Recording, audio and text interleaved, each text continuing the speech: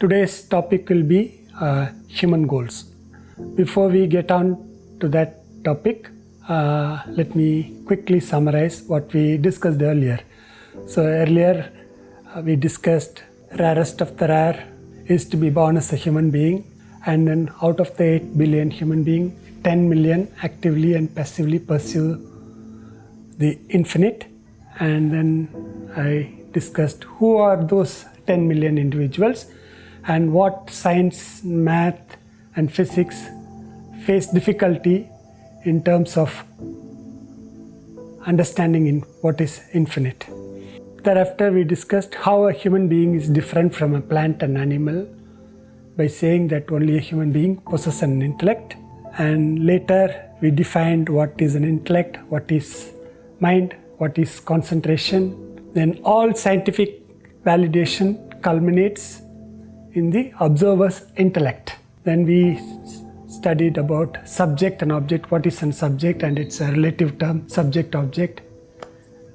Then we discussed about desires, the desires as a stream of thought towards an object, and the building blocks of desires are thoughts.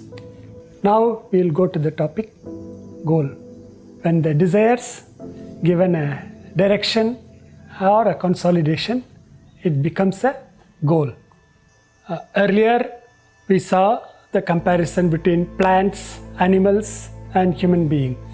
Plants have just a physical body, animals have a body and a mind, and only a human being have a physical body, mind and an intellect. Now there are certain common features, instinctive features you can observe in all three, in plant, in animals and human beings. There are certain common features. Now let's see what are the common features. One of the main common feature is eating. All plants eat, all animals eat, all human beings eat. This is the first common feature. If you see in Discovery Channel, the way some of the plants like carnivorous plant, they take their food, and other big trees, they also eat. How you see big trees, how do they become so big? Where do they get the food from? How they get this big volume? They say they take the carbon. Carbon is a matter. They take the carbon from the atmosphere, and that carbon slowly is consumed, and that carbon becomes the huge big tree. And needless to say, how the animals go about eating. Again, same. This all documentaries, scientific channels, National Geographic, Discovery and Animal Planet. If you see, right from the small microbial animals to the huge animals, throughout the day they travel, goes about what? Eating. Likewise, human being, the common feature is eating. The second common feature, after eating, what most of us do? Sleep. Plants do take rest, animals do take rest, sleep. Human beings also sleep. In fact, the earlier part of a human being, when the baby is born, most of the time the baby spends in sleeping. And once become old age, again the person start to sleep. So eating is a common feature, sleeping is a common feature. The next common feature is progeny, or producing babies.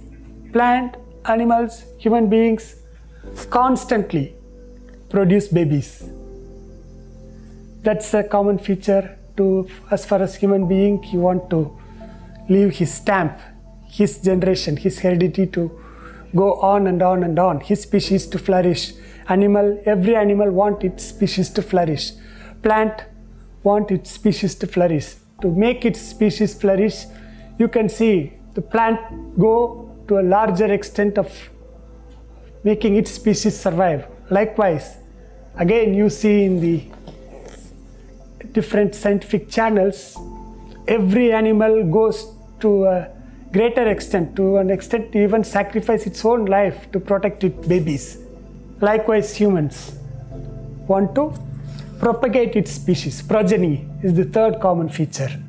And another common feature you will see in all plant, animal and human being is a sense of fear or sense of insecurity. All three exhibit fear, right? Plants exhibit fear, animals, needless to say, exhibit fear, humans exhibit fear. When I say human exhibit fear, majority of the humans. It's an instinctive nature. The gradation is, this is a moral tool. More you are selfish, more you exhibit your sense of insecurity and more you exhibit fear. So these four factors are common features in plant, animal and human being. So we all know human beings have an intellect. So this is the extraordinary feature a human being holds, and because of this special equipment a human being has, he is able to devise goals. He is able to plan for his future. Another name for goal is a systematic way of planning your future is a goal. So animals and plants don't have goals. Only a human being can plan for his future, plan and devise and set a goal. So human beings, both men and women, they all during their life entertain so many desires. I wouldn't say so many, countless desires. But all these countless desires are desiring for different object, desiring to achieve different things. You give it a name, you call it as goal. People want to achieve so many things in life. But if you want to put them into some kind of category or goals, we can broadly classify these countless desires modified into a goal, and those goals can be classified into 4 different categories. So the first category of goal, first classification, you can say the goal of survival or goal of security. There are certain minimum necessary things for a human being to survive, to feel secure, or in other words, to remove his sense of insecurity. There are some basic needs. That becomes a goal. What are the survival goals? If you can enumerate, whether it is a rich man or from a middle class family, paycheck to paycheck, poor man, middle class, rich man, all these three, they seek survival goals. What are the minimum survival goals that we can think of is, again, food, clothing, shelter, health. The need could vary from person to person, but these 4 are minimum needs. That is food, clothing, shelter and health. For a poor man, he survives even with 1 meal a day. Some survive with 3 meals a day, but food is essential for survival. Second, clothing. Clothing, needless to say, even with a small piece of cloth, some people survive.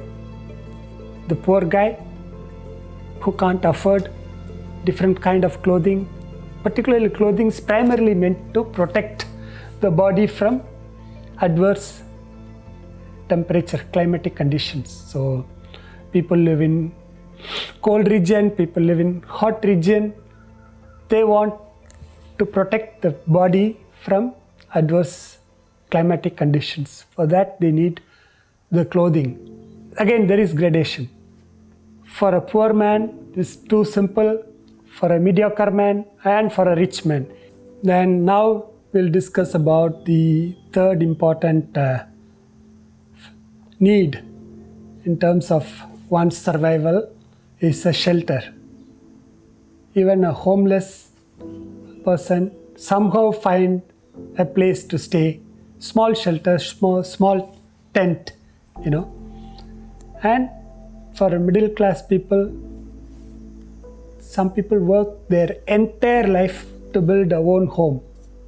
Again, you see, we talked about the 8 billion human population, the varied percentage of rich versus poor. All these statistics you can definitely find in the internet. Again, many of the middle class people in the entire world, they work their entire life to build a single small own home. And the rich people, he too need a home. It could be big mansion, big villa, but he still needs a home. So either he's a rich man or a poor man, the first classification of goal, survival goal or goal of security is important. That's what many human beings are after. Either rich or poor, the survival goal of food, clothing, shelter, and the fourth one is health. Many people can't afford for a healthy lifestyle. Health services in many countries you can find for yourself. Health is another important factor in terms of having some minimum necessary. For many countries to provide this 4 minimum need for its population itself is a big challenge. And that's what the whole struggle in the entire world. Food, clothing, shelter and health. So this becomes the first type of human goal, first category of human goal. That is survival goal of security. So what happens when everything is secured? Particularly this happens in case of middle class people and rich people. They would want to secure their future. They want security for their kids. They want security for their own retirement. So they will have retirement plans, different kind of health insurance. Sometimes they can't depend on the children, particularly in this era. I don't know, but that's what's a general observation. Most kids don't take care of the parent. That's the common complaint. So the parents have to secure themselves in terms of their future food, clothing, shelter and health. So this happens primarily with middle class and rich class people. Now when the security is completely done, that's the first category of goal. What next? More than next, what human being want is comfort and entertainment. When things are fully secured, they want luxury, comfort and entertainment. This becomes second category of goal, right? So from whatever the standard way of life, they want to improve the standard of living. From economy class, the people want to travel business class. From a two-wheeler, some guy want a car. From a normal car, people want a luxury car.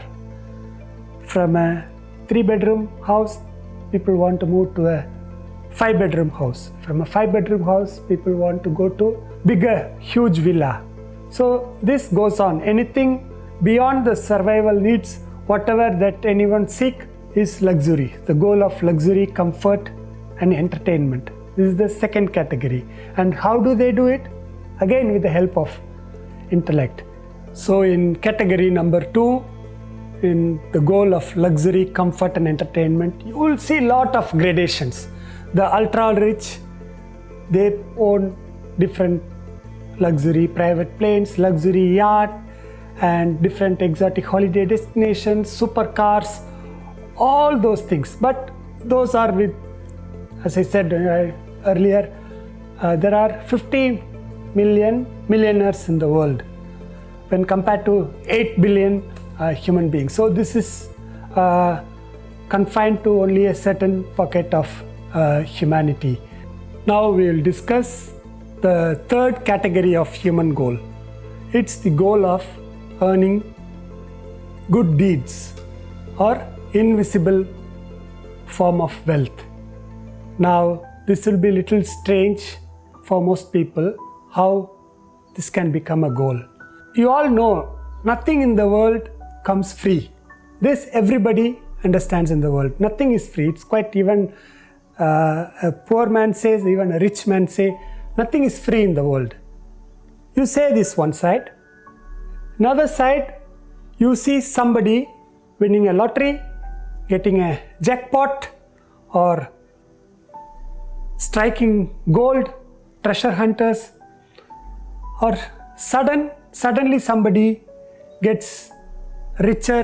Now, how do you account for when we say nothing comes free in the world? Now, there are certain ways, certain actions that you do in this life that will help you to earn this invisible form of wealth or good deed, we would say. Another example is, how do you account for certain kids born in a rich family, kids born to the presidents of country, kids born to powerful people? What those kids did for them to be born in that particular environment. In any child, if you see, the first 2 to 3 years of their life is not consulted with them. It so happened they born in that family, but they should have done something in the past to be born in this particular situation. And what happens when they are born in a rich family? The goal number 1 and 2 is taken care, because they earned the goal number 3 in the past life. What is goal number 1? Is the minimum needs. Goal number 2, comfort and luxury, is taken care when they earn lot of goal number 3. That is the invisible form of wealth or good deeds. Now, when I talk about past life, this life, when we are talking about a systematic scientific approach, people would wonder why I'm talking about life after death. Is there life after death? That itself is a big question. Okay, I will briefly touch upon theory of reincarnation. Now, you all scientists, you all thinkers, you wouldn't accept anything illogical. Now, you all know law of conservation of matter and energy. Energy and matter can neither be created nor be destroyed. It can only be transformed from one form to another form. Fair enough. This is applicable for matter and energy. Now consider a lifetime of any person. Throughout the life, any human being, the whole topic that we are discussing is goals, human goals. How do the goals come from? They entertain innumerable desires, right? So we are categorizing those innumerable desires as goals. Now coming back to these desires, throughout the life, one keep on adding more and more desires, right? Desires, what we saw earlier, a stream of thought flow, and stream of thought flow is nothing but a form of energy, right? We are going to discuss in much deeper, much in-depth analysis will be done on thoughts at a later stage. Now, as of now, you understand thoughts are stream of energy.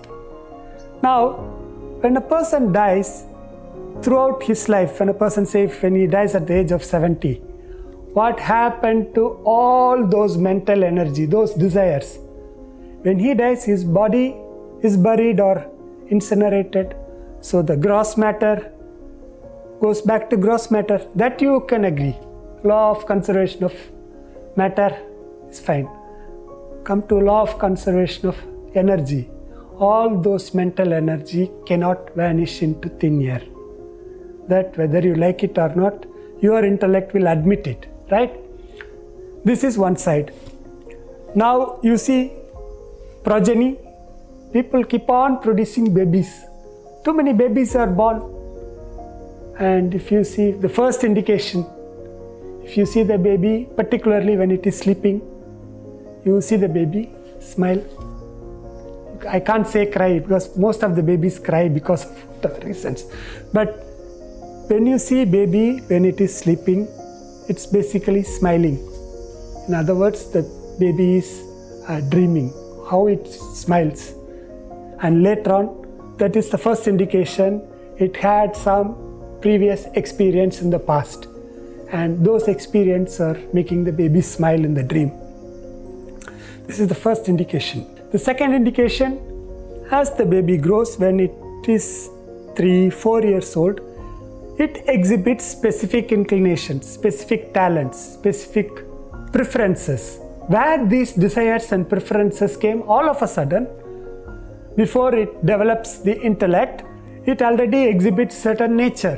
Where this nature come, each baby, each kid exhibits a specific nature. This again distinctly you will see in child prodigies. Child prodigy musician, child prodigy chess player. Where they got all this talent, this nature. So in one area, all the mental energy vanishes into thin air, and in other area you see lot of mental energy appearing from nowhere. This is an indication that there could be life after death. Now we are going to talk about it in much detail. Now coming back to this particular topic of earning invisible wealth, earning good deed. This is also a human goal. That is goal category 3. So friends, total the first 3 category of goals: goal of security, goal of comfort, goal of earning invisible wealth. In all these 3 goals, all human beings, they seek different things, but the underlying factor is human beings want to be little more happy than what their current state is at present. So everybody wants to be more happier than what they are now. All these 3 goals are towards this happiness. This happiness doesn't come just like that.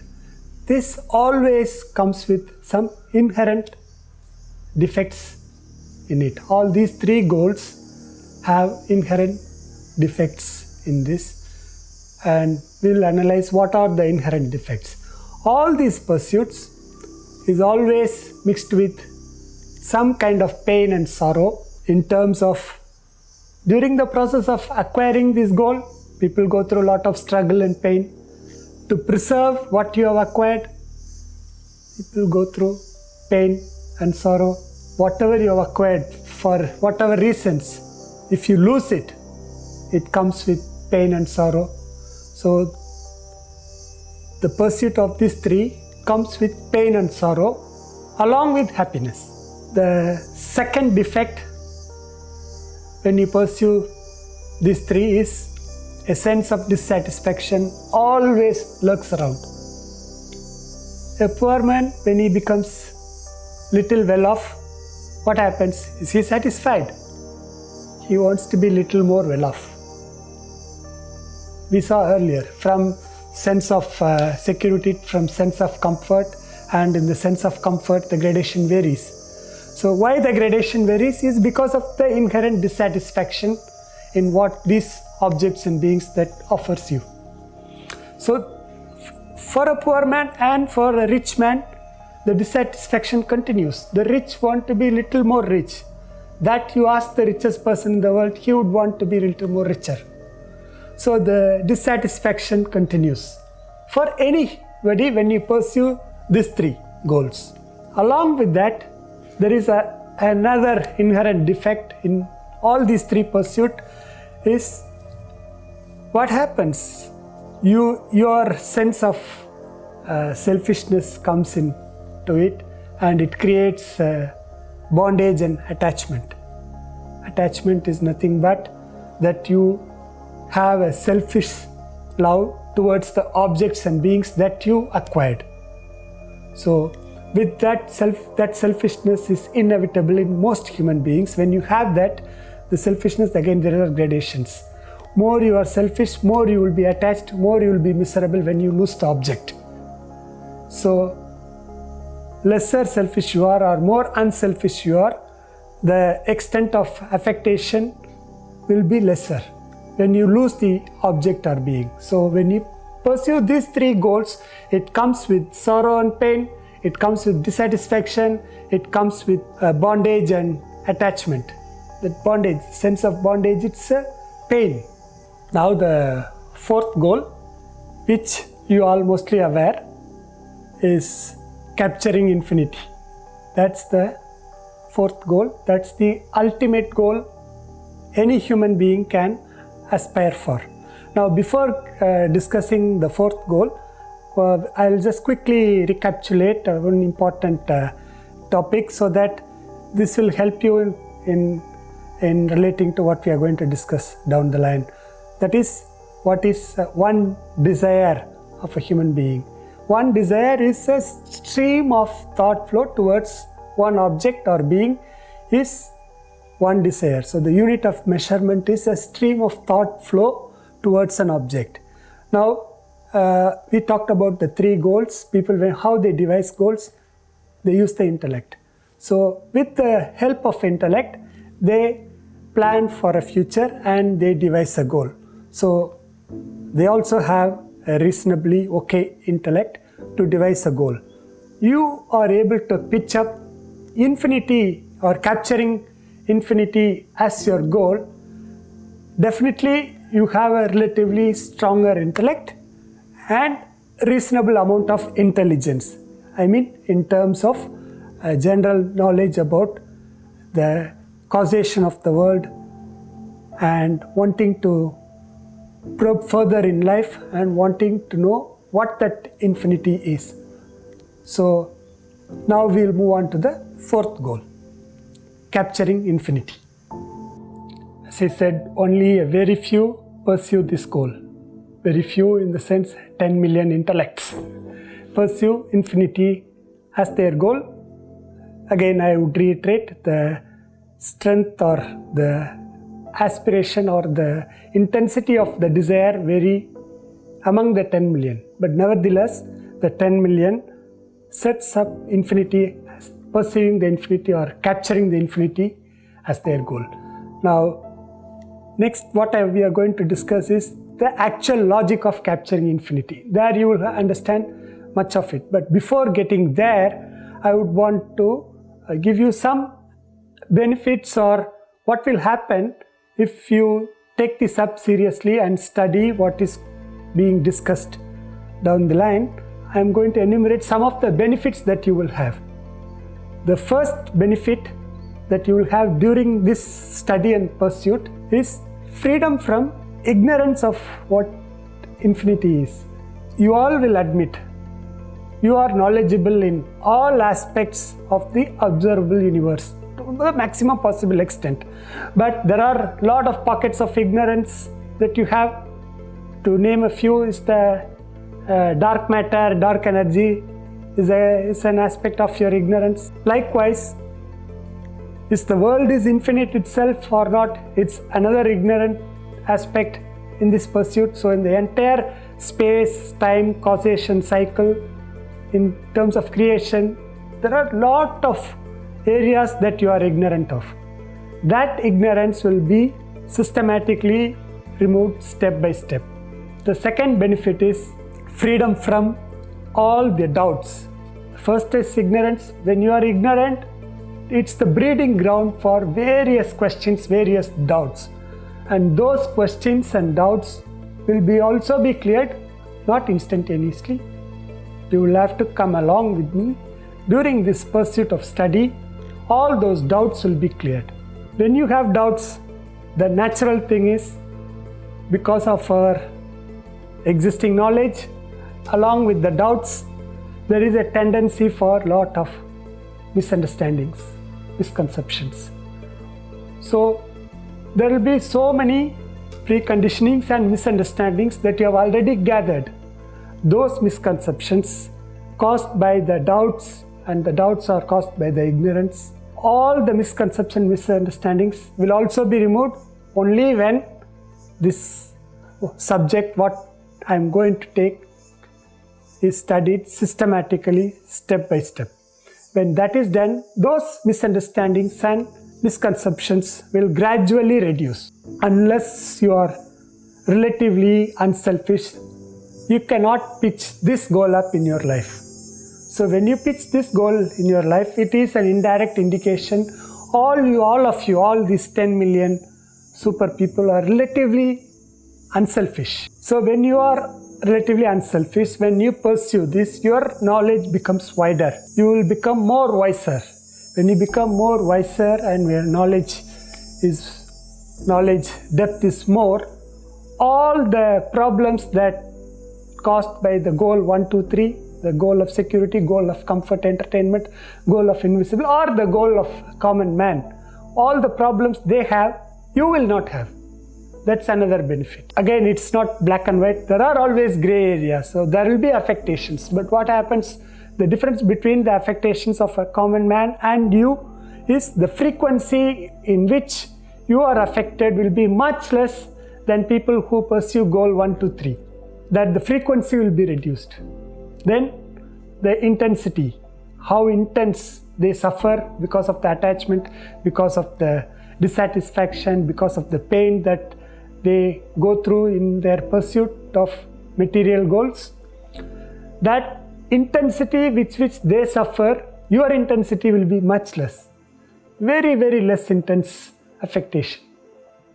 And they will take a lot of time to recover from this kind of affectations. The recovery time will be longer for them. For you, you are pursuing something noble, something higher, something which not a common man pursue.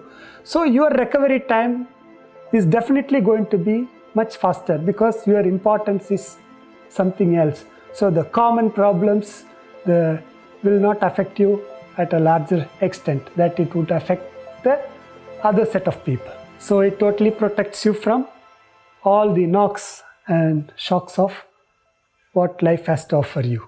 In all the pursuit, there is, as I said, more you are selfish, more you will fear. And because you are relatively very unselfish, you will be fearing less. You will be more courageous. When you say fearless, what the fear generally happens is, for one particular cause, the mind actually projects multiple effect. And because of that fear, the mind mentally goes through each different multiple adverse effects and suffers mentally. For one cause, there will be one effect, but the mind projects, because of the selfishness, the mind projects multiple effects and suffers for all these multiple effects mentally. You won't have that affectation because you are fearless, courageous, and you are knowledgeable. You know for this particular cause, there will be only that particular effect. So even if it is fear, you know you will be able to face that fear because your intellectual clarity is strong, that you could project that particular effect clearly and you are mentally prepared to face that effect. So you will be fearless. That's another strength that you would gain when you pursue this systematically. And needless to say, the efficiency. You will have a stronger intellect. You will be able to make your mind focus in the present activity and not allow the mind to slip into the past or go to the future. When that happens, you will utilize your time in a much effective way and you will be happy doing it. Then other benefits include the benefits of goal 1, 2, 3. Whatever that has to offer, just because you are pursuing goal 4, that is pursuing infinity, doesn't mean that you don't pursue 1, 2, 3. 1, 2, 3 becomes secondary. Goal 1, goal 2, goal 3 is inherent part of goal 4. But goal 1, 2, 3 takes a back seat, and the presence or absence, the success or failure of goal 1, 2, 3 in your life will not have any adverse impact because, as I said, you are pursuing goal 4, that is pursuing infinity or wanting to capture infinity. Again, there is some kind of repetition. You will be totally free from the pain, bondage, suffering, dissatisfaction caused by all these objects.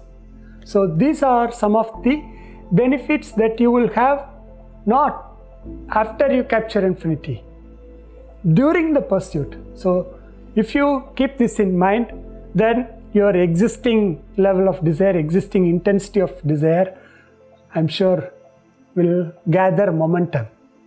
So the next topic that we are going to discuss is the ultimate. There are so many things that I have to discuss or teach, but since you all have certain level of intellectual capacity, I would rather spill the beans in the next discussion. I will clearly spell out the logic behind what is capturing infinity mean.